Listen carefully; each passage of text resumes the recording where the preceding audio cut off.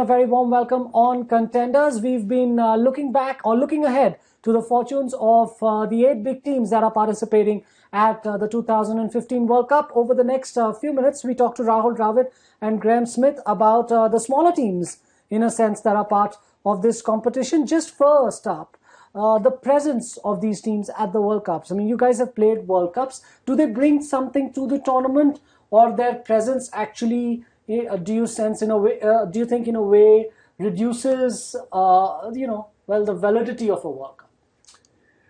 Well, from my perspective, no disrespect to the smaller nations.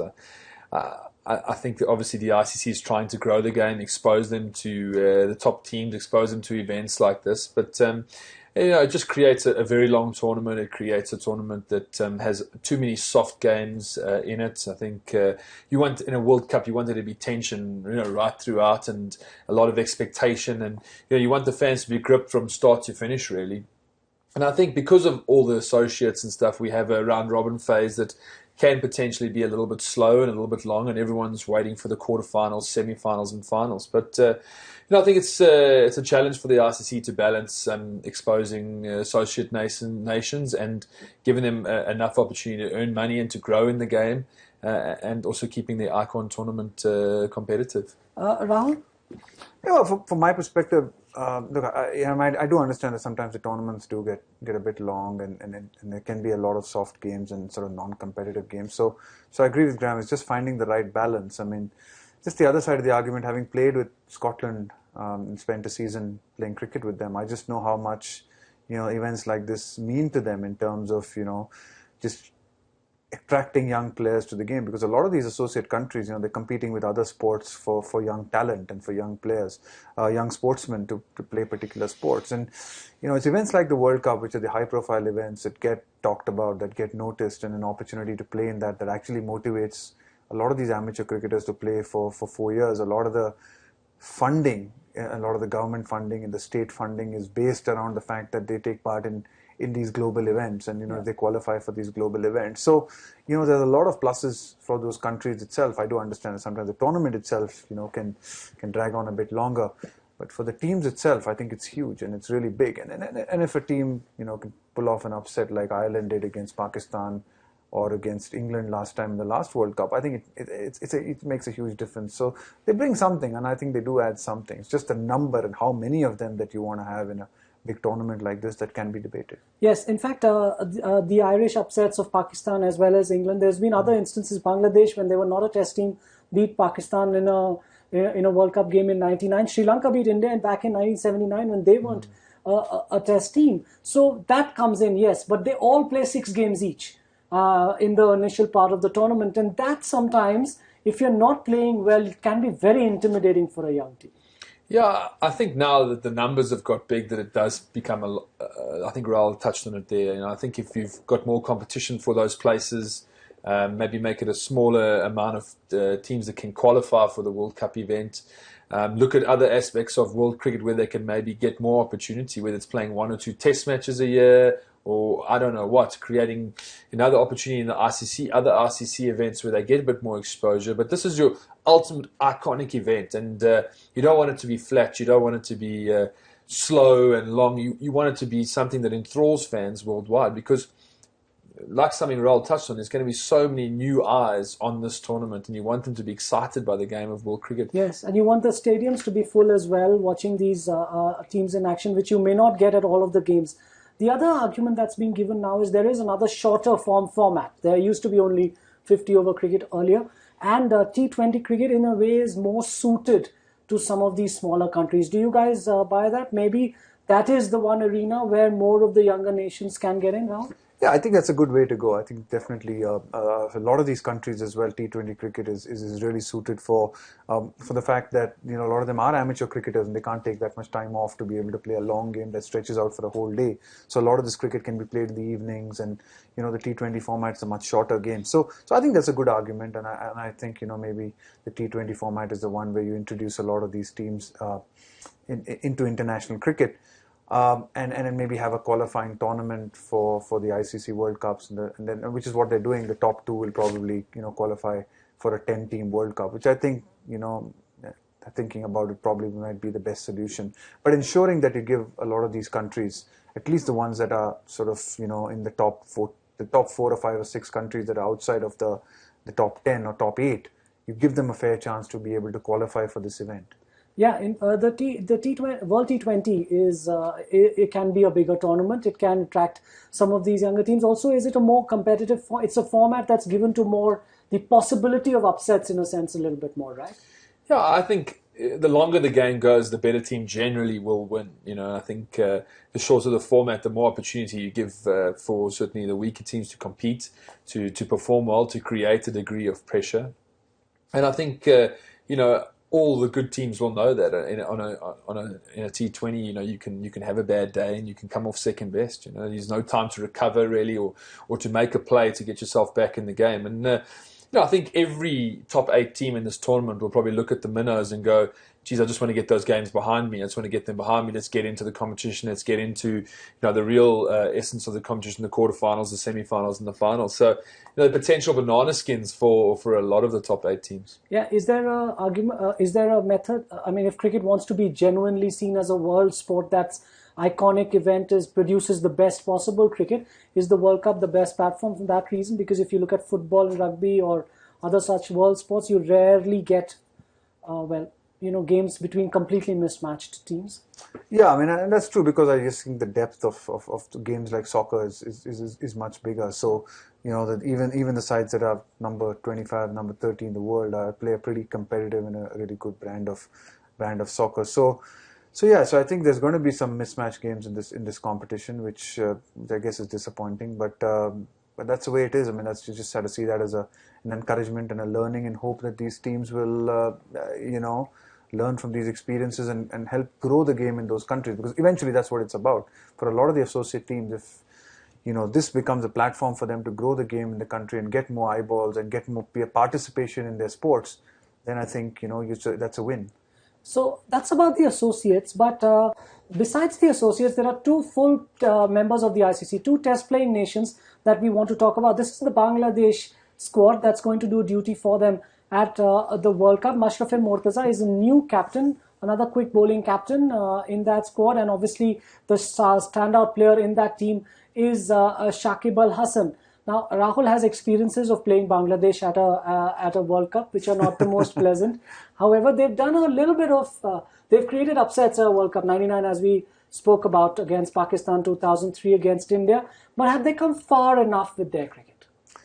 Well, I think when you look at the kind of support that they have in Bangladesh, and then just the kind of following that they have, and the number of people who just glued on and absolutely love the sport and have a passion for the sport, you'd have to say that their achievements haven't been that good. I think their fans and the people there deserve a bit more from their cricketers. Sure, they caused the odd upset, and obviously losing to Bangladesh in the 2007 World Cup cost us deeply. But and you just think that every time you sort of thought that maybe from 2007 they would grow and actually become a more consistent team and win more games. But it just doesn't seem to happen, and it's been a long time since 2007 now. It's we're talking 8 years later, and still there's not enough wins against the top 8 sides from my perspective for Bangladesh. You really need to have more results, really, to gain more confidence in their own cricket and in their own players. At the moment, I just feel that they're just in terms of their fans and for the young cricketers coming through there's just not been enough positive stories coming out of Bangladesh cricket. Just look at their numbers in 2014, how Bangladesh have gone in one-day cricket, and no surprises there that they've lost a lot more than they've won. You've had experiences of playing against this team, and you've seen them over the course of many years. Again, in terms of just improving as a competitive outfit, has that growth not been satisfactory? Yeah, I agree with what Rahul has to say. There's so much passion in the game in Bangladesh. I mean, you can watch a Bangladesh-Zimbabwe test match and the crowds are packed to the rafters, and the atmosphere is great. But, I think they've just sort of stayed the same. Bar maybe Shakib, who seems to have gone a little bit above everybody else in terms of performance. Everyone else has just sort of stayed the same. They've got a few good left-arm spinners. Their batters are hit and miss. I think there's really no consistency in their cricket, and there hasn't really been a development in terms of, there's a good fast bowler coming through, or, that batsman really has potential. They seem to just always stay the same. And you got to wonder if it's coaching, or it's the way they think about the game, or just what they're exposed to, maybe in terms of growth. Where they are in the fixtures list, this gives us some idea of the challenges that they face. A lot in Australia, at least to start with. Canberra, Brisbane against Australia, in Sri Lanka against Sri Lanka, in Melbourne, where Sri Lanka will be very well supported. I don't know, just try and put yourself in the shoes of the Bangladesh management and think, are you targeting games? Are you looking here at games that you want to, that you think you can get across the line in? I mean, the England one's a big one for me. The one at Adelaide, where it's could be a low and slow track and it might turn. That's a real big potential opportunity for Bangladesh if they want to get into the sort of the quarterfinals. I think they can target that game. If England's not having a great tournament up until then, they may be vulnerable. For Bangladesh, and if Bangladesh play up to potential, they certainly have the potential on a slow, low wicket with the kind of spinners that they have to trouble England. So I think that's for me a big game. And for as far as you are concerned, Graham, you'd like to see them they've beaten some of the big teams, but they also lose to teams ranked lower than them sometimes. Yeah, I think what you want to see from Bangladesh in this tournament is that the rest of the Minnows nations, that they'd start to dominate those Minnows nations. Then you start to see a gap between Bangladesh and the teams that are challenging them. And I don't think we've seen that of late, and I think they want to hopefully beat Afghanistan. All the other teams that are below them in terms of rankings, they must go and beat them well, and then hopefully challenge. I think Australia and Brisbane is going to be very tough. It's pace and bounce there. It's going to be very difficult for Bangladesh. But I agree with Raul. The Adelaide game against England could potentially set up really nicely for them, especially if they've gone on and competed really well through the tournament. Not a ring of endorsement there for England from Rahul Dravid and Graham Smith. But let's look at Zimbabwe, which is the other nation which actually seems to have just stagnated a little bit. This is their squad. Not a lot of names that jump at you there. Chigumbura's been around for a while. Masakadza playing his first World Cup. Matsikanyeri. These are guys, they're your neighbors. You'd have liked to see, and in converse to Bangladesh, this is a nation that actually did very well and then had some terrible administration issues. Yeah, I think administration has really cost them. They've had a lot of challenges over finances, managing those finances. Players haven't been paid. We had that big walkout where a lot of quality players walked away from Zimbabwe cricket. So they've had unique challenges, and a lot of these players have sort of hung on and stuck through it. And I think they're very reliant on Brendan Taylor. I think he's their top batter, and if he performs well, will give them an opportunity to do well in the World Cup. Mazakats has done reasonably well at the top of the order. But a nice team, but you just feel that unless someone like Taylor has a good World Cup, for example, or Mazakatsa, it's going to be very, very tough for them. They did beat Australia, actually, in a tri-series game. It was early season for Australia, but it was a huge upset in Harare, I think, if I'm not mistaken. So they, over a 50-over game, have beaten recently the number one ranked side in the world.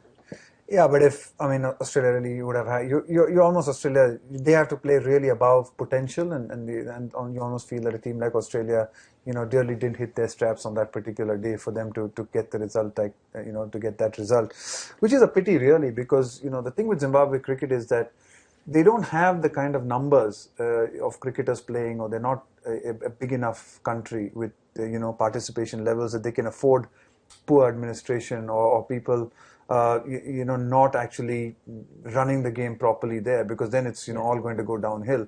They've got such small resources that they need to maximize it, and they haven't done it, which is a real pity, because when you look at some of the players in the past that they've produced and the quality of players that have come out of Zimbabwe, you think by now they should have really been growing from strength to strength. Yeah, I don't like reminding you of moments in the World Cup. Yeah, we lost to Zimbabwe in '99 in the World Cup, and they had some really top quality. Just think about the Alistair Campbells, the Heath Streaks, the Flower brothers, just to name a few. Some Murray Goodwin, Neil Johnson, some terrific players.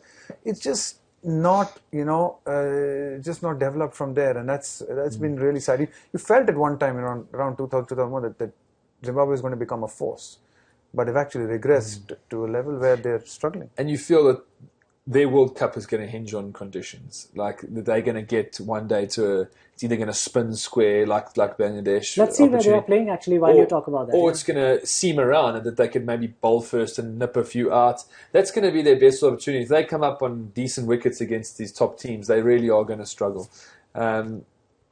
You know, I guess them like Bangladesh. You know, you want to see them beating the UAE. You know, hopefully beating Ireland. You know, Ireland have competed very well in ICC events. But you feel that within that, most of those teams are consistent. But bar the West Indies and Pakistan, you know, that might be their opportunities in that competition. We'll just quickly take you through the numbers that Zimbabwe put up in 2014. And that's just as the guys were saying, they won a few games, but then also had a bad series in Bangladesh on tour when I think they lost all of the games that they played in, Rahul. So, you know, up against it at this World Cup in a big way. In a big way. And I think the best thing for them, like Graham mentioned, is to try and say maybe beat the Ireland and beat the Minnows and actually just show people that they are in that top 10. You know, they at least deserve to be in the top 10 because countries like Ireland are pushing them hard. I mean, there's, you know, definitely questions being asked as to, you know, why shouldn't we, countries like Ireland and Scotland and Afghanistan asking questions as to, you know, we need to get the same recognition as the likes of Bangladesh and Zimbabwe. Let's just get talking a little bit about these other four nations, the associates that we've been, you know, we've had some thought on. Let's just put the Afghanistan squad up. And a lot of these names, once again, won't scream at you, but they're starting to appear on the back pages of newspapers around the world. What you have to remember is that when you look down that team sheet till a few years ago, a decade ago maybe, they were playing, Graham, ICC Division 7, the lowest possible form of cricket that you can play. And here they are in a World Cup situation. Amazing story. I mean, a war-torn country, and to see this generation of cricketers, how quickly they've progressed to be at an ICC event, I think is the one really, you know, magnificent story for this World Cup. And I really hope that they do well and do themselves proud, because to really give a nice feel to the World Cup, they're going to have some challenging games. I think they play in Perth against some top teams, and you know that's a unique experience for them. Probably grown up in conditions similar to the subcontinent, where the ball's spun and been a bit low and slow. So Australia in particular is going to be a unique challenge for them. But what a wonderful opportunity for them to go to a country like Australia with a great cricketing tradition, heritage. They've probably watched Test matches over the years, Boxing Day and New Year's, and you know, to see them go and be a part of this World Cup is a nice story. Of the little that we get to see of Afghanistan, we've seen their cricketers without fear. There's a bit of flair about them. There's a very innocent energy and amateurish delight about them, isn't there? Yeah, it's lovely to watch them play, and they're competitive and they compete, and they've got some good skills as well. I mean, you know, Zardan, the fast bowlers, is pretty sharp. They've got, you know, Mohammad Nabi as well. They've got a couple of experienced players as well. I mean, experienced not necessarily so much in the international cricket who've been around quite a bit. You know, Stanikzai. You hear these names, yes, the same names around, which is, I guess, a good thing for them in the World Cup. Not necessarily a very good thing, because in the sense, from the point of view, you don't see a lot of young players, you know, coming through. But yeah, I mean, I think that they're sort of probably, you know, a side that I think could cause the odd upset in this tournament. Yeah, just actually to play a bit of one-day international cricket, there's been some build-up tournaments in Australia, so they've got some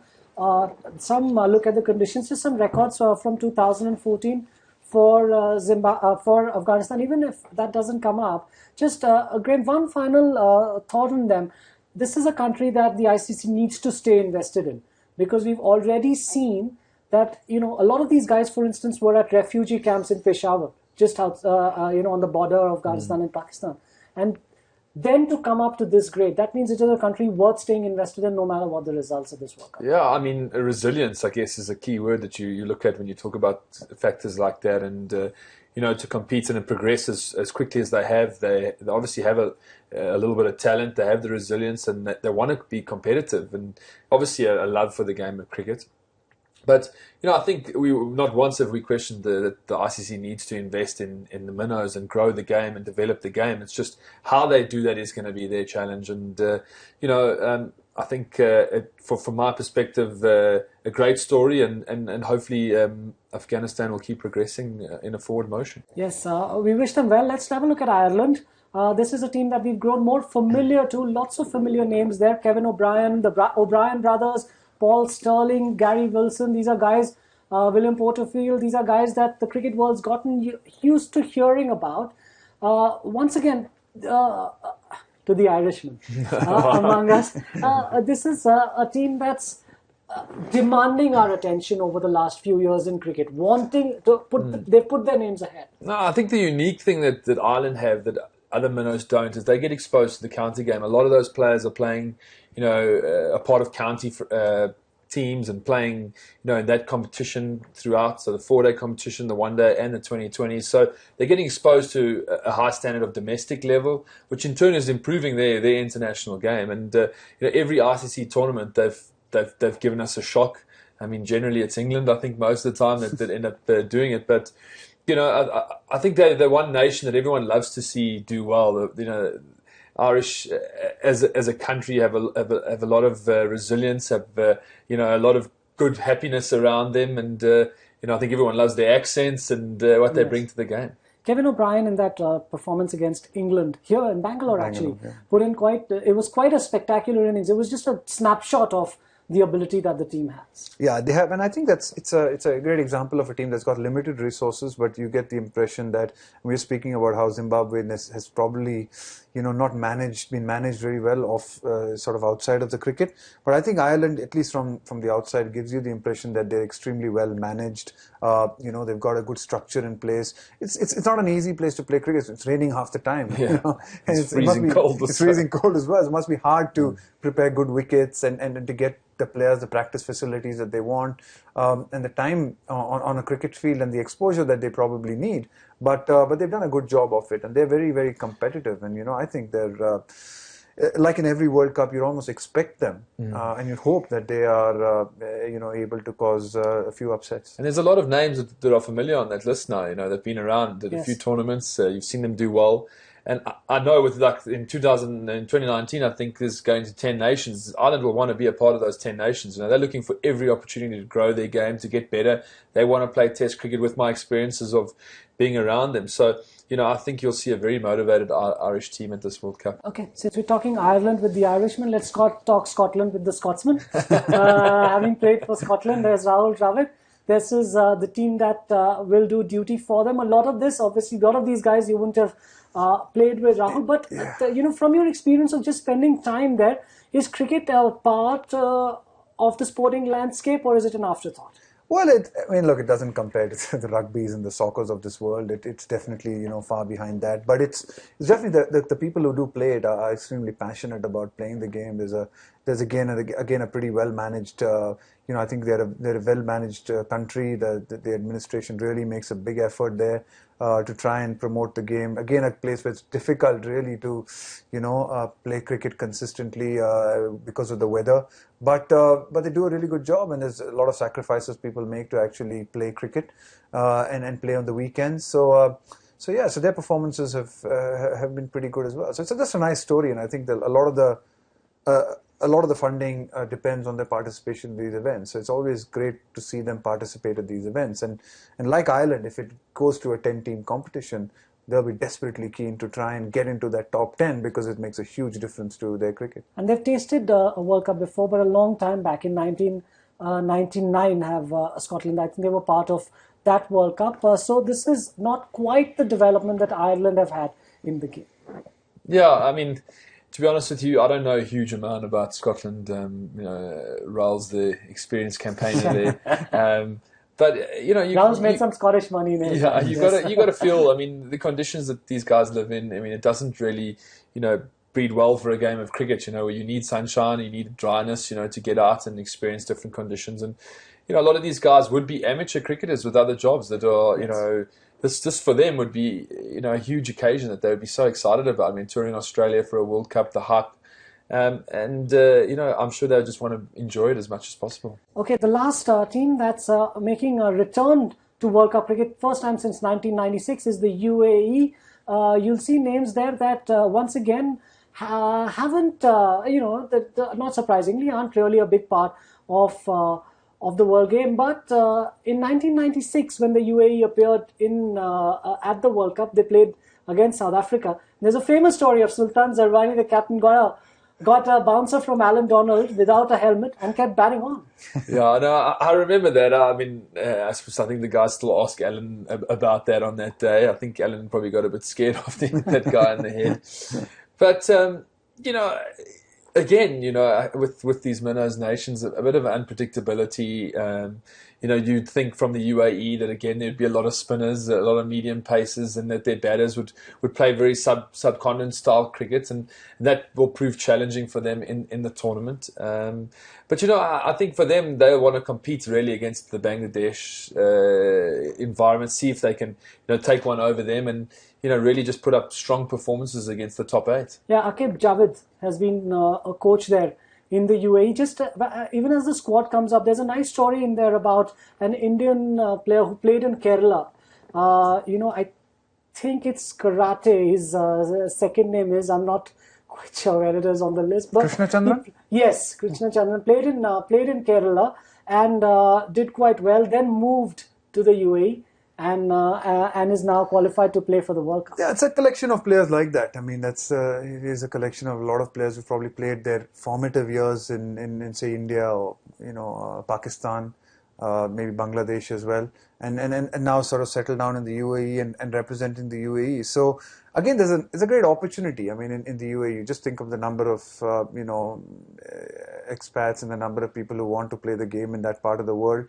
You just sense that there's a great opportunity if UAE do well, and you know, you can just see a lot more kids will play the game there, watch the game, follow the sport. So you want to grow the sport, then you know, I think these events like this are a really good opportunities to showcase your country and have, I guess, an aspirational model for maybe some of the younger kids playing the game there, that this is what events that we can be a part of. Yeah, and a lot more of the local population now becoming part of the game rather than just the expats, which is a healthy development for the UAE. Right, we're going to actually get the guys, we've spoken about 6 teams on this program, so they're going to pick one player from these 6 teams that they believe will be the dependable player of the ICC World Cup in 2015. Just one from these 6, not tough, anyone. One out of all 6 of them? Yes.